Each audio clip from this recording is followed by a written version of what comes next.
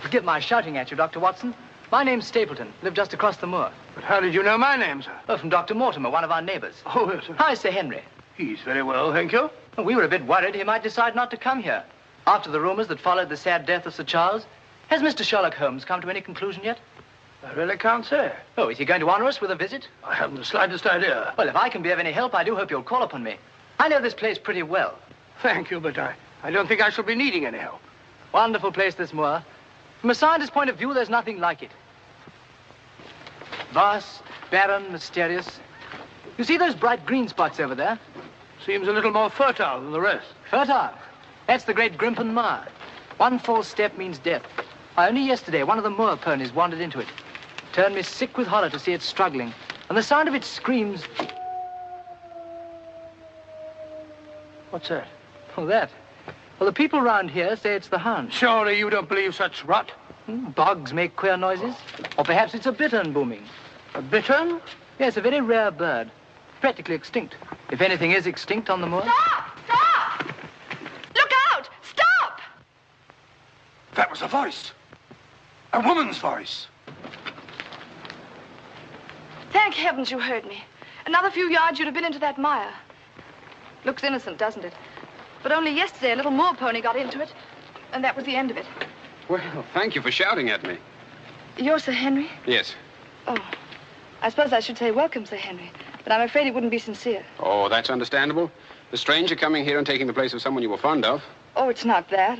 No? Tell me, what is it?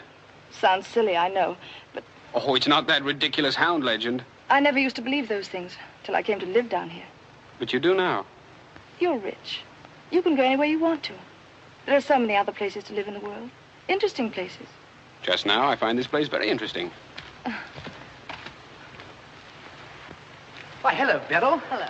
Oh, Dr. Watson, my stepsister, Miss Stapleton. How do you do? How do you do? Hello, Doctor. And this, I'm sure, must be... Oh, Sir Henry, my brother. How are you? I was just telling Dr. Watson how delighted we are you decided to come here. I'm here and to stay. Oh, that's splendid. You know, it's been quite dull down here since the hall's been closed. It's wide open now, especially to friends of my uncle. You must both come and dine with me. You must come to us first. Yes, what about tomorrow night? You and Dr. Watson. We'll invite the neighbors over to meet you. Of course, you already know Dr. Mortimer. The only other one's old Mr. Franklin. Who's he? Oh, wait till you meet him, Sir Henry. He'll bring suit against you, I warn you. What on earth for? Oh, you'll find something. Suing people is a passion with him. I'll look forward to meeting him. All right, tomorrow night, then. Thank you. And thank you again for rescuing me. Goodbye. Goodbye.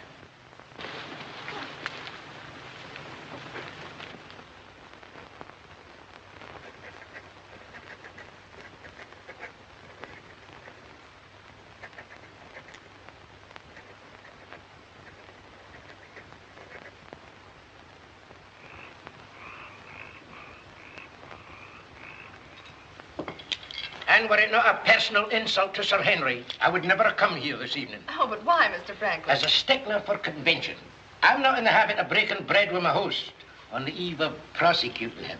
Great heavens, what crime have I committed now? A most gruesome one, Mr. Stapleton, that of body snatching. What? You're a body snatcher, sir. A ghoul, a despoiler of graves. Oh, come, Mr. Franklin. That's a very serious charge.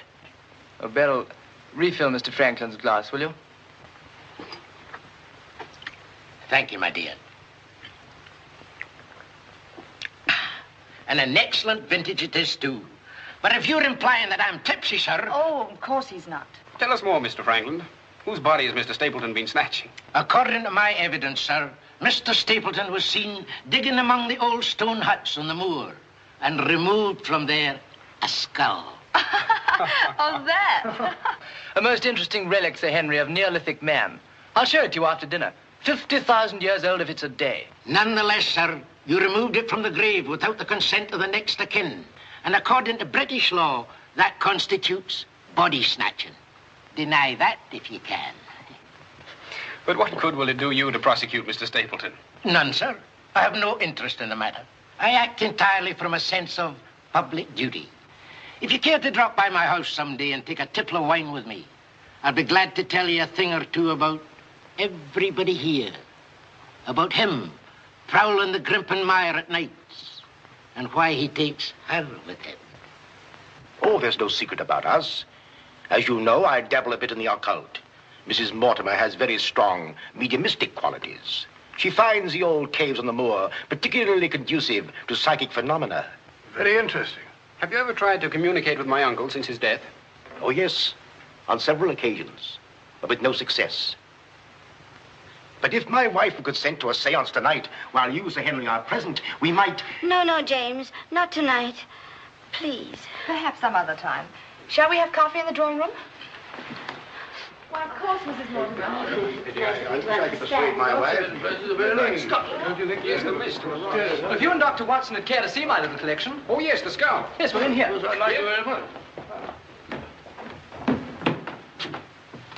Quite a museum. Oh, a very modest little collection. But this one really is quite a treasure.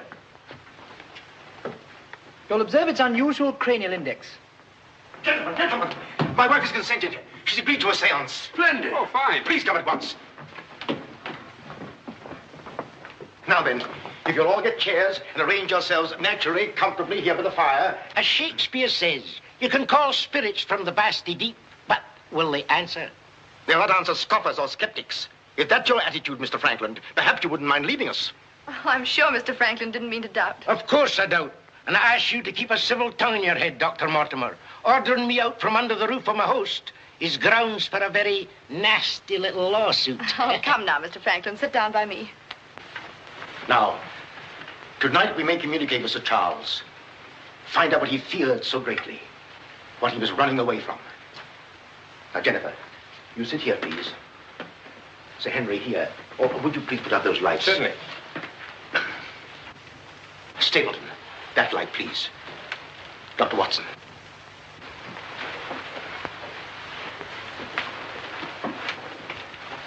Now, if you all keep quiet, sit quite naturally. Sir Henry, your hand, please.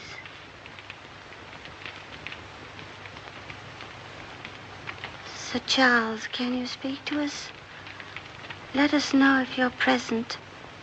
There are things that only you can explain. Speak to us, Sir Charles, if you're here. There are things that only you can tell us. Sir Charles, can you speak to us? Let us know if you're present. There are things that only you can tell us. Speak to us, Sir Charles, if you're here. There are things that only you can explain. That sound. I've heard it before. It's nothing. Nothing but the wind. Or a bittern. I was telling Dr. Watson only yesterday about it. Sir Charles?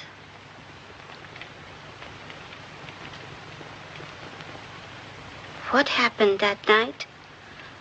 What was it you feared? Tell us, Sir Charles, of all the weird, terrible things that have happened on the moor.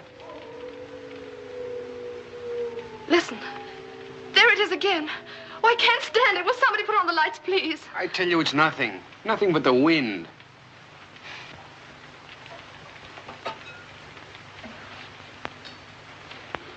Mr. Franklin, what did you think it was? The hound, of course. The hound of the Baskervilles. Any fool would know that. James, get my cape. Take me home. Very well, my dear. Dr. Watson, can I give you and Sir Henry a lift? No, thank you. We have our own carriage. You're trembling. That wasn't the wind we heard. I've heard that sound before, often. That's what I tried to tell you yesterday on the moor. That's why I wish you hadn't come here. But sounds can't hurt you. It doesn't matter what they are or where they come from. You don't know. Oh, you've got to get all that nonsense out of your head, Beryl. I wish I could. You're going to. I'm going to make it my business to see that you do. You've been alone too much. There's nothing to do down here. That's the trouble. I'm going to change all that, if you let me. We'll go fishing together, riding. You like riding? Yes, I do. Good. We'll start tomorrow, shall we? Yes, thanks. Fine. I'll ride over for you in the morning. Are you coming, Sir Henry? Right, Doctor. Good night. Good night.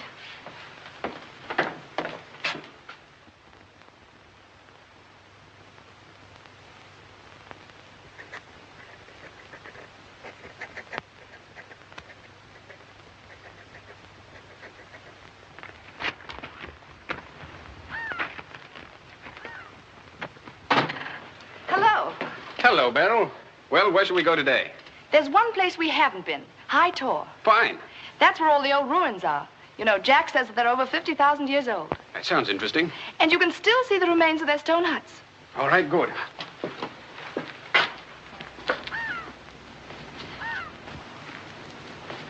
Those flattish stones over there, they're graves. Oh, and those huge ones, monoliths, are remains of their temples. Doesn't anybody know who they were or what they looked like? Jack has some theory about them. But anyway, they must have been very primitive, living on roots and dressing in skins. But still laughing and dreaming, just as we do. I wonder how many times some young savage brought his bride into this very hut. Said, take your hat off, darling, this is home. You know, this is probably where she cooked his first meal for him. What a yell he must have let out when she burnt it up. And now they're quite forgotten. Just as we will be, too, one day. Do you suppose when a man met a girl that he liked, he had to wait a respectably long time before he dared tell her? Or things like that? Sudden, natural. I'd like to think that things were like that. Beryl, that's the way they are with me. Oh. Oh, but we've only known each other such a little while. There, you see, convention, custom. We can't even be ourselves when we want to be. Why is that? You know, I used to come down here quite often and explore these old caves when Jack and I first came to live here. I didn't have the fear of the moor then. And you've none now. That's all gone. Oh, when I'm with you, it's gone. I seem to forget it, laughing and talking. But when I'm alone, it all comes back to me. And at night, I still wake up trembling, as if in my sleep I could hear those awful noises. Then it gets bad as ever, and I think of you, and I wish you weren't here. Oh, don't say that. Well, I wish you were in London or in Canada. But even if I wanted to go back to London or Canada, I couldn't. Why not? You know why. You must know why. I can't go anywhere now, unless you come with me.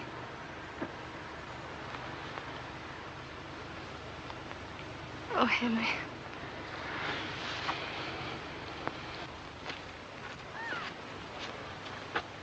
Oh. Would you mind pausing for a minute? I'm afraid I've lost my way. Oh, hello, Doctor. Sir Henry and I were just... We were getting engaged. Engaged? Splendid. May I congratulate you both? Thank you. Thank you. Who is that? It seems that we didn't pick a very secluded spot. What do you want? Just crossing the moor, sir. Just crossing the moor. I'd be peddling my wares, sir. I must have something here. Would interest you, sir? How about it? How about a nice mouth organ, sir? No, thank you. Here's something an old squire like you could use, sir. A fussel. A fussel for calling your sheepdog. Calling my what? Sheepdog, sir. A regular charmer, sir. Hear him for miles around, sir. Take it away and yourself with it. How about some scent for the ladies, sir? That'll do. Be off about your business. All right, sir. I ain't doing no harm. I ain't doing no harm. You know, that's what I hate about this moor. There's always something strange. Look, he's limping on the other foot now.